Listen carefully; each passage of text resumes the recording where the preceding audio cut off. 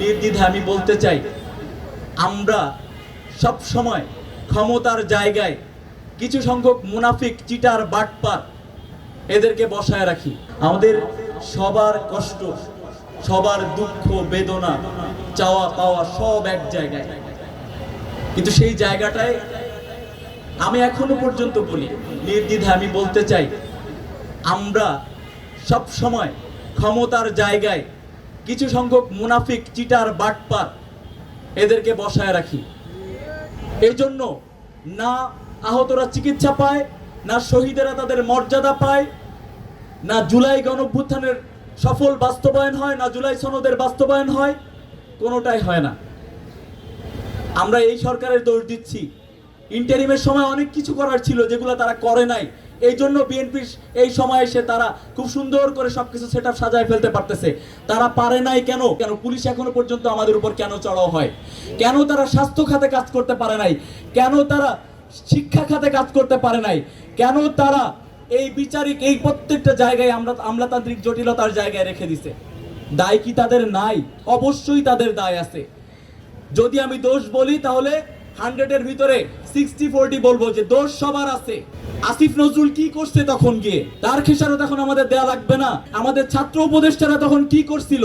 জুলাইকে নিয়ে এখন বাঁচায় রাখতে আমাদের প্রাইভেট ইউনিভার্সিটির আমাদের বোন বলল স্পেসিফিক ডে হচ্ছে 18 জুলাই, প্রাইভেট ইউনিভার্সিটির স্পেসিফিক ডে, সেখানে 23 জুলাই নিয়ে গেল, তারপরে গিয়ে সেটাকে আবার 9 আগস্টে নিয়ে গেল, এখন আবার 15 আগস্টে নিয়ে যাচ্ছে। ডে কি তাদের কথা মতো আসবে? প্রাইভেট ইউনিভার্সিটি কি 15 আগস্টে নামছিল নাকি 18 জুলাই নামছিল? তো ডেও তাদের দৃষ্টিতে সেভাবেই নামতেছে। মোস্তফা সরোয়ার ফারুকী তখন কি করছিল যখন দিবস কেন্দ্রিক এই যে শুধুমাত্র ঢাকা বিশ্ববিদ্যালয়ের কোনায় কোনায় জুলাই নিয়ে প্রোগ্রাম করতেছিল?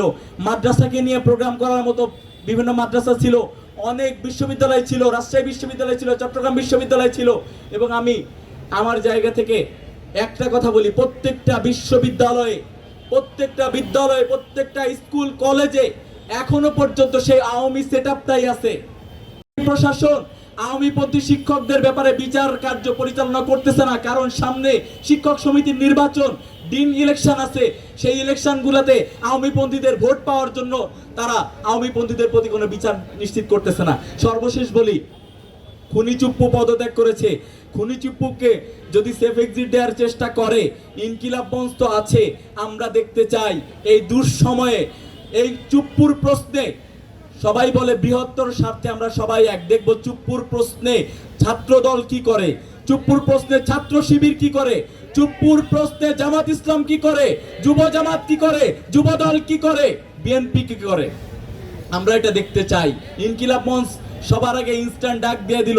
আমরা এই জায়গা থেকে অবশ্যই আমরা বলতে চাই, সকল দল মতাদর্শ নির্বিশেষে এই চুপ্পুকে তার পাওনাটা মিটায় দিয়ে তারপরে হাসিনার বিচার নিশ্চিত করার পরে আমাদের ক্লান্তি বা আমাদের বিশ্রাম নেওয়া উচিত বলে আমি মনে করি। ইউএফটি ফার্স্টের সাথে ট্রেড করুন যে কোনো জায়গা থেকে, ক্যাম্পাসে ক্লাসের ফাঁকে, ঢাকার জ্যামে বসে কিংবা ঘরে বসে। ট্রেডিং এখন হাতের মুঠোয়, তাই ট্রেড করুন যখন খুশি, যেখানে খুশি।